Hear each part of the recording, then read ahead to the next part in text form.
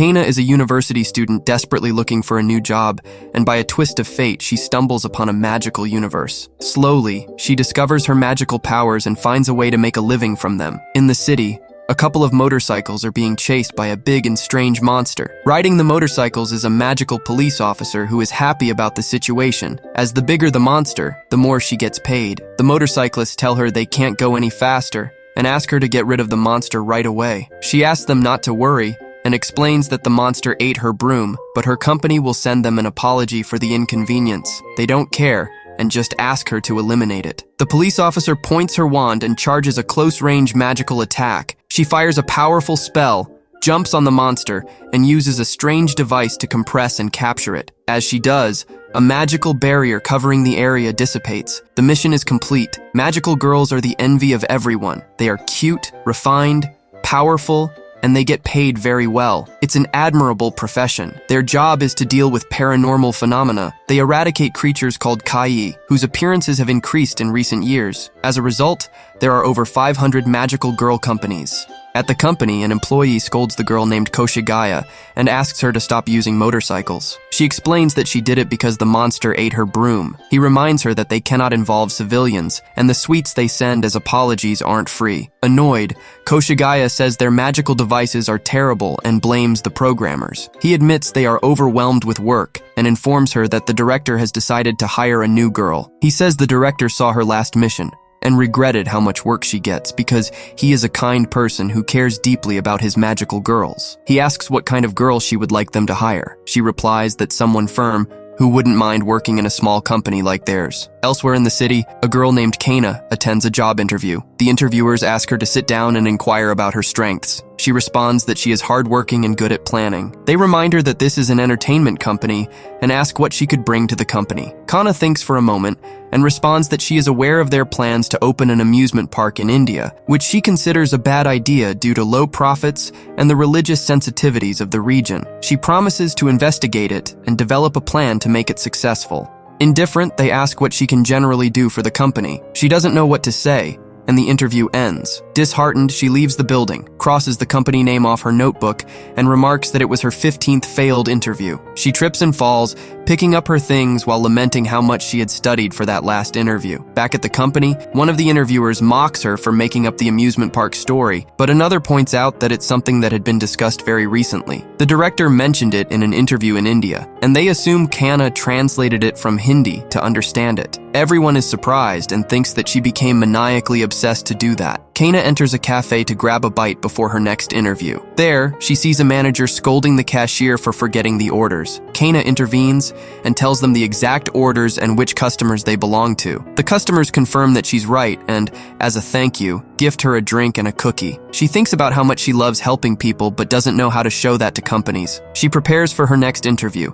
rethinking her strategy. At a finance company, 2 employees walk through the hallways, complaining about how cold it is on that floor. They assume the rooms are poorly conditioned. The senior employee mentions that it might be due to the Kai inspections they're supposed to do yearly, and they skip them in the least used rooms to save money. They enter the meeting room where the interviews will take place. The younger employee warns that it's dangerous because they could be attacked by a monster. The other reassures him and notes how cold the room is. They decide to turn up the heat and grab coffee, unaware that something is hiding in the heating duct. Kana arrives for her interview along with other candidates. Everyone is freezing. The senior employee asks her why she wants the job. Kana stands up, thinking she won't get the job because she'll freeze to death. The ceiling cracks, and a monster shaped like an ice ball falls from it. Everyone runs except the employees. The senior employee orders the younger one to call a magical girl company, ensuring it's cheap and discreet. At the office, Kabushikigaisha asks her colleague, Kaidi, if he shouldn't be working outside. He responds that since the director isn't there,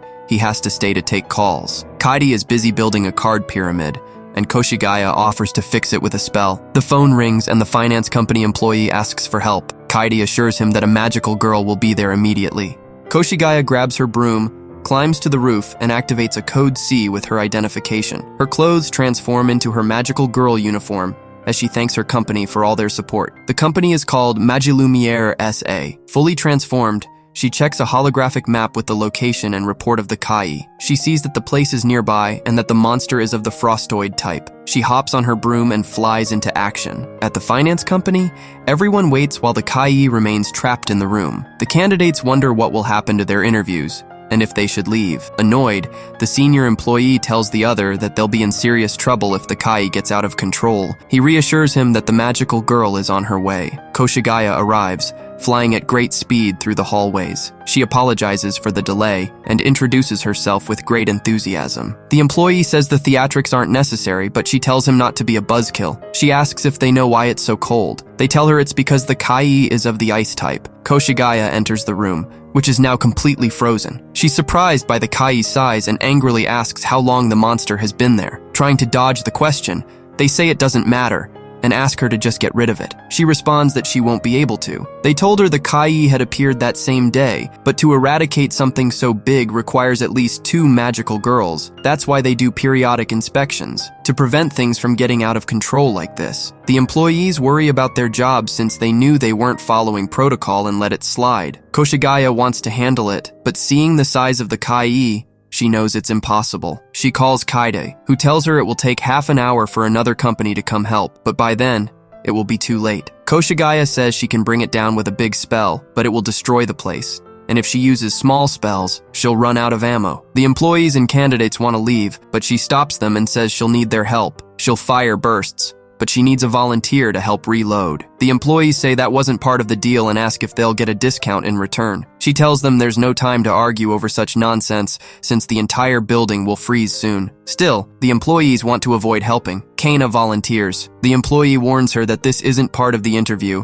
and won't count in the selection process. Kana withdraws her candidacy, admitting that the job doesn't matter to her that much. The employees are surprised, saying that young people today don't think about their future. Kana asks Koshigaya what she needs to do. She gives her a tablet and tells her to monitor her ammo while she attacks. On the screen, she sees a bar with 300 ammo and is told to press the reload button when it reaches 50. They both enter the room. Koshigaya marks a distance and charges her wand with a magical attack. She fires a burst of small attacks. Kana monitors the screen and sees the ammo dropping. Koshigaya realizes it's more difficult than she thought and will take time. She asks Kana not to neglect the ammo. Kana checks the screen and comments that she's using the wrong ammo type. On the screen, it shows ammo for fast-type Kai, but the one in front of them isn't even moving. She figures it's left over from a previous mission. Koshigaya recalls the Kai from the night before and complains that the equipment is trash and that she'll never use it again. Kana offers to change the ammo and reload. Koshigaya warns her that the program is complicated, but Kana says she knows it well. She's familiar with the software and the company that developed it. She saw the presentation of the basic functions and knows that the ammo can be easily switched.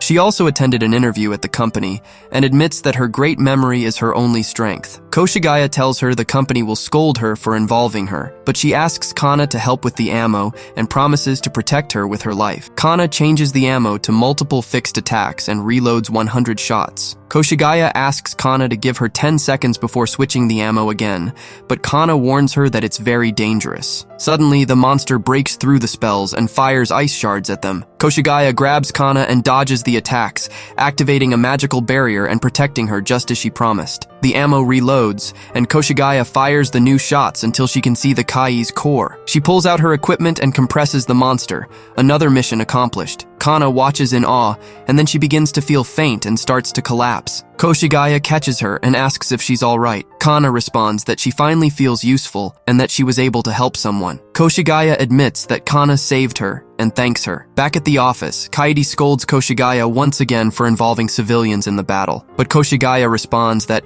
Kana wasn't just any civilian. She steps aside, revealing Kana standing behind her. Koshigaya introduces her as the candidate for the new magical girl position. Kaede remarks that Kana is basically a civilian, but Koshigaya brushes off the comment. Kana looks around the office and realizes that it's nothing like the large companies she's been to. The staff interact with each other casually, almost like a family. Kaede tells them they arrived just in time because the director and someone named Nikoyama have just returned. The director enters the room. He's a mature man, dressed in a pink dress. He looks at Kana and asks if she's the candidate for the position. He introduces himself as Shigemoto, the director of Magi-Lumière SA, and warmly welcomes her to the company. Kana ponders a bit about magical girls and their honorable profession, realizing that she got tangled up with one of them during a job interview, which ended up piquing her interest. Without realizing it, she follows her to the office without an appointment, where she meets Shigemoto, the director of the company. Kana is surprised to see the director, as she notices that he is a man in his 40s who cosplays. Shigemoto also congratulates Koshigaya for bringing in the new candidate. Kana, for her part, watches them and thinks that they are all acting very naturally. Likewise, Kaidi introduces herself and formally introduces Koshigaya as well. However, at the back of the room, there is a strange-looking young man named Nikoyama. Shigemoto, in turn, orders him to introduce himself, but Nikoyama ignores her, as he is deeply focused. Seeing the whole situation, Kana feels completely terrified, mentioning that she had gotten carried away after seeing a magical girl in action, while thinking that everyone here is really weird. She definitely feels like it might be a mistake to be there, and maybe it would be better to leave while she still can. At that moment, Katie approaches her to tell her that her first mission would consist of practical training. She then pulls a broom out of a locker, as now Kana would have to test her flying skills. Katie also mentions that the broom is the ultimate magical transportation device, the most complete artifact. Plus, she will be able to download programs and modify it to her liking. Kana begins to change her mind a bit, telling herself that she could try flying first and then give up. But she quickly realizes what is happening and proceeds to ask if, on her first day, they are really going to give her professional tools, emphasizing that she has only just finished her studies. Kaidi calmly replies that they are a new company, so they can't afford long training periods. A rookie has to do the same tasks as an expert, so if she wants, she could become a magical girl today. After hearing this, Kana is a little blank, as a few hours ago no one would accept her. She even thought she wouldn't get into any company. However, now with this job, she feels like the world needs her. She comes back to reality when Kaide hands her a huge stack of broomstick manuals. Seeing this, Koshigaya wonders what all those are for, as he has never read one. He quickly tells Kana that she will be in charge of teaching him how to fly. While practicing outdoors, Koshigaya is surprised by Kana, as he has never seen someone go straight for the trees before. Now, back on the ground, the blonde tries to explain it again, although not very clearly. She tells Kana that she has to get on top first and then boom. And to stabilize, it's like shouting BAM! Extremely simple. Kana tries again, but still fails, so she tells a rather dejected Koshigaya that maybe he should read the manuals. Back at the office, Shigemoto, seeing them, asks why they are there. Koshigaya quickly replies that Kana just wanted to read the broom manuals. However, Shigemoto is surprised to see so many of them on the table. Koshigaya also adds that since Kana wanted more, they went out to buy extras. So, little by little, Kana begins her training as a magical girl. She is just an ordinary girl. She cannot handle those tools intuitively. She does not have the charm to impress in interviews, nor the eloquence to demonstrate her skills. All she knows is to study the old-fashioned way. A few days later, Kaidi enters the office with an important message. There is an extermination scheduled for 4:30 a.m. for Koshigaya and Kana. In other words, an order to exterminate a Kai, but this time it's less terrifying than the last one. Still, it might be too soon for a rookie like Kana. However, it was the boss who assigned the two of them the task, so they have to go together. But Kana isn't too sure about going, as she doesn't even know how to ride a broom properly, so she feels like she would just be a burden. Koshigaya tries to cheer Kana up by telling her that the broom isn't a big deal, but then Shigemoto tells her that he saw the recording from the other day, when they fought that other Kai. He mentions that it was the first time they used that magic device to fight the Kai. Still, Kana instantly understood. While many people may know the basic functions, not everyone knows how to apply that knowledge in an actual mission. However, she was able to observe, report, make suggestions, and respond to the emergency calmly. She had done something that an ordinary person wouldn't have been able to do. She may not realize it, but she really does have an extraordinary talent. After saying all that, Shigemoto is understanding. He won't force her to go if she doesn't feel ready. However, now filled with courage, Kana decides to accept. Shigemoto quickly orders them to prepare her transformation, and also calls Nikoyama to design Kana's outfit, which had to be adorable. It turns out that this guy was the magic engineer, responsible for brooms, outfits, and long-distance communications. Nikoyama, holding Kana by the shoulders, tells her that he's been waiting a long time for a new magical girl to arrive so he can test out new transformation effects. After observing her for a moment, he was able to take all of her measurements, as well as determine the ideal colors and designs for Kana, so he quickly gets to work. Kana tells Koshigaya that just a couple of days ago, she was just a normal student. But now, being here, she feels like they need her, and they're even doing all of this for her. So she thanks him, saying that she doesn't feel like she deserves it. However, it's Koshigaya who ends up thanking her, as they're the ones who don't deserve her. Kana saw everything they do, and yet she helped out and decided to join the team. For a small company, it's the biggest compliment. Everything is ready. Nikoyama hands her his ID card, which will also allow her to transform by just saying, "Activate Code C." Filled with determination, Kana proceeds to perform her transformation. Once transformed, Kana is shocked, but this touches everyone else as the first time is always exciting. Koshigaya tells her that she looks beautiful, and now, with everything ready, it's time to go. They both prepare to leave, and after Koshigaya's signal, they take off as Shigemoto, Nikoyama, and Midorikawa watch excitedly. The two girls seem to be doing fine, especially Kana, but quickly, we see that she's extremely focused until she catches her reflection in the windows of a building, realizing that she was indeed doing it. After some brief instructions from Nikoyama, the girls arrive at the location. Immediately, Koshigaya asks Nico to scan the area for civilians. After doing so, they discover that someone is trapped inside. The blonde quickly springs into action, using a spell to break one of the windows. However, at that moment, the Kai counterattacks, but she skillfully dodges all of the attacks and quickly rescues the man. Now, it's time to finish off the Kai. Koshigaya continues his assault with powerful spells, but Kana notices something, a crack in the blonde's broom. She quickly informs Nico, who confirms that she is indeed losing magic. Everyone realizes that the old broom won't last much longer, so they order her to stop. However, Koshigaya refuses to back down, as she's the only one who can handle it. Furthermore, she promised to protect Kana. Seeing the situation, Kana realizes that she could help, remembering something she read in a book. However, she begins to doubt herself, afraid of ruining everything, unsure whether to step in or stay back and learn by watching. But after remembering Shigemoto's words, she realizes she is useful and quickly springs into action, now determined to fire the magic shot. Nico doesn't know what she's planning, thinking she can't do it. Kana explains to her what she read in the manual. Brooms aren't just for flying, they can also shoot. By switching modes, she can make the broom fire a single shot. Nico immediately warns that it's too dangerous for a rookie, but Kana replies that Koshigaya is in even greater danger. At that point, Shigemoto authorizes her to do so, saying that if they don't trust the people they hire, then they can't be considered a good company. Kana proceeds to act. Remembering the instructions, she activates the V code, then executes the F formula and switches to A mode. Nico quickly explains the situation to Koshigaya. After Kana's attack, she'll need to compress the Kai. Though Koshigaya is initially unsure whether to trust her, she eventually does thanks to Shigemoto's words. Kana then fires a powerful shot, hitting the target directly. Immediately, Koshigaya charges in to finish things off, successfully compressing the Kai. The boss, touched, mentions that Kana fired a magic shot without any practice, saying that it's perfect for a small company. Kaide, seeing her boss cry, also bursts into tears, saying that when the boss cries, he cries too. Upon returning, Kana can't believe that she just performed magic with her own hands and can't stop trembling. She asks the blonde if they're not being expected and if they should hurry. The blonde replies that yes, in fact, they should be scolding the boss right about now. And it's true, they're currently filing a formal report against him. The boss apologizes for having violated magical conventions. However, he reasserts his authority as the boss, breaking the magical rules anyway. After hanging up the phone, our magical girls arrive. Nervous, Kana asks her boss if they were really scolding him and if it was all because of her. She also noticed that he just hung up the phone. The boss reassures her, telling her not to worry, because the call wasn't from anyone important. Even so, he takes full responsibility for what happened and sincerely tells her that he trusts her and that they are happy to have her on the team. Then, he starts crying, admitting that his second magical girl moves him deeply. He thinks that for such a small company, they have an incredible amount of talent.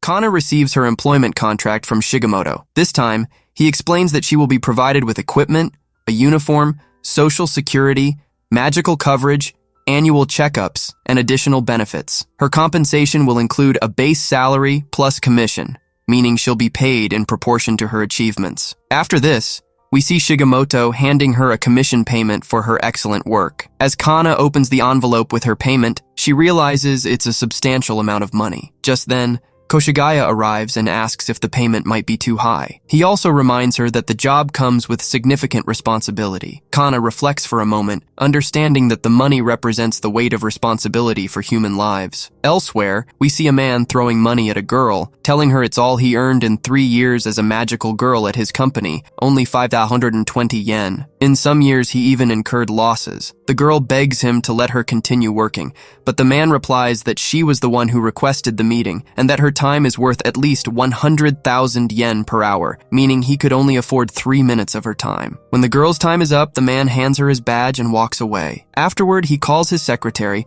instructing her to hire a new magical girl. She remarks that this will enhance his image as a ruthless boss. He merely replies that kindness is a burden, so they'll need a new magical girl, even if it means poaching one from another company by force. A month later, we see Kana and Koshigaya on a mission. They arrive at the mall where Kai is located. Kana tells Koshigaya that if they can't predict Kai's pattern, how will they manage to fight it? Suddenly, the blonde charges forward, saying she'll handle it because it excites her. However, a miscalculation leads to her being hit by an attack that sends her flying. She quickly recovers, explaining it was just a tactic to gather information. Now that she knows Kai attacks with tentacles, she asks Kana for a plan. Kana promptly suggests distracting him with a barrage of magic circles, but before they can act, another girl steps in and handles the situation herself. This irritates Koshigaya, who confronts the newcomer. The other girl explains that she intervened because they seemed to be struggling. Koshigaya replies that no one asked for her help, that it was their job. The girl responds that during an extermination,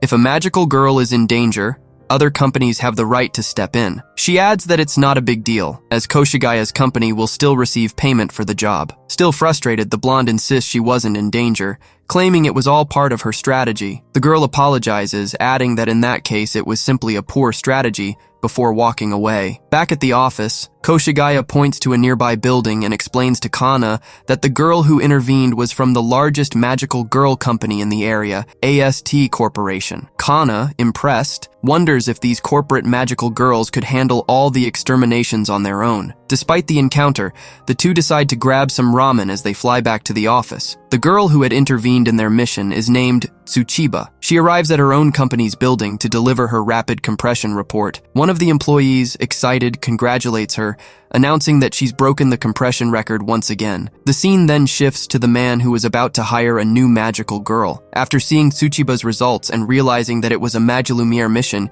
he cancels his plans to hire someone new. There, Kana realizes that the president and director of the company is Koji Shigemoto, someone she seems to already know. A few days later, as Kana is preparing breakfast, she notices a man named Koga about to be interviewed on TV. She sits down to watch a bit, but quickly realizes she's running late and hurries out. Of the 500 magical girl companies in the country, 99% are small or medium-sized, and fewer than 10% survive their first 10 years. Magi-Lumière, magical girls falls into this challenging category. When Kana arrives at work, she finds Nikoyama and Shigemoto chatting about fixing the boss's suit, looking, to Kana, more like teenagers than co-workers. Koshigaya arrives as well, having just returned from a morning run. Kana decides to start studying, hoping to catch up on topics like long-range magic circles. But just then, she notices Nikoyama and Shigemoto locked in a light-hearted argument. One believes the charm lies in a long, thin bow, while the other insists it's all about a short ribbon arrangement. Kana finds the company to be a bit peculiar, and Koshigaya comments that their boss has sold his soul to the magical girl industry. At that moment, Kaide arrives with a request. A weak signal has been detected in the sewers near Amamugi Station Avenue, and the city has asked them to respond quickly. Koshigaya asks if they'll be working with other companies, but Kaide explains they won't be. It's a large area with only small kai, and because it's an urgent call, only one company will be paid for the job. Given this, she suggests using a long-range magic circle as the most efficient approach. Kana immediately supports the idea, noting that it would save time, money, and minimize risk, allowing them to attack within a 50-meter radius. Shigemoto is pleased to see Kana's progress and her active participation in the discussion. However, he gently tells her that choosing the extermination method before they arrive on site doesn't match his style. Suddenly, a call interrupts the conversation. It is urgent. They must get to the location immediately, as the Kai have gone out of control. After a quick transformation, both girls head out on the mission. Koshigaya reminds Kana of the mission location and advises her to ask Nikoyama about the position of each kai. As they fly, Kana ponders Shigemoto's comments about aesthetics and wonders if they prioritize aesthetics over efficiency as a company policy. When they arrive at the Amamugi shopping district, they quickly realize that it is overrun with kai. Meanwhile, Koga is stuck in traffic and is informed that the cause of the jam is kai activity in Amamugi. One of his assistants suggests that they fly if necessary and orders that they send one of their magical girls. Koga assesses the situation and notices that someone else is already dealing with it, but he thinks they are taking too long, assuming that a magic circle would have resolved things much quicker. Seeing the chaos escalate, Kana thinks that they should use long-range magic immediately. However, Koshigaya stops her and explains that they need to survey the area first. Kana is surprised as she thought they had already arrived, but they were just flying over the main avenue. They decide to split up to cover more ground. Kana knows that they could finish the extermination faster if they followed the manual, so she wonders why they are still exploring. After surveying the area, Koshigaya notes that the newer buildings seem to be unaffected. He quickly asks Kana what she sees, and Kana realizes that it is an older shopping area. Realizing that casting long-range magic here could have destroyed the entire place, Kana now understands why Shigemoto insisted on surveying the area first. Koga, still stuck in traffic, believes the company handling the situation is inefficient. He notes that if 999 out of 1,000 companies use the same method, there's little to consider in terms of strategy. However, that remaining 1% that doesn't follow the standard approach is likely foolish, inefficient, and overly idealistic. Koshigaya quickly turns to Kana, reminding her not to try to do everything on her own and that she can ask for anything except money. Kana brings up the magic circle again, stating that while it would be effective against the kai, it could also devastate the buildings and surrounding area. However, with the kai multiplying rapidly, attacking them one by one isn't feasible. Still, she has an idea, even if it feels a bit silly and idealistic. Koshigaya encourages her to share the plan, assuring her that if it fails, she'll take over. Besides, their company isn't one to reject new ideas. Kana proposes that since the kai are moving through the sewers, the best option would be to attack them from there. If the sewers are connected, it would be like fumigating the area. However, there's one problem. There isn't currently a magic capable of doing that. Shigemoto chimes in, saying that the idea itself is valuable. If there isn't a magic that can accomplish it, then they'll just invent one. If you've reached this point in the video, don't forget to leave the word exquisito in the comments. Thank you very much, and see you in the next video.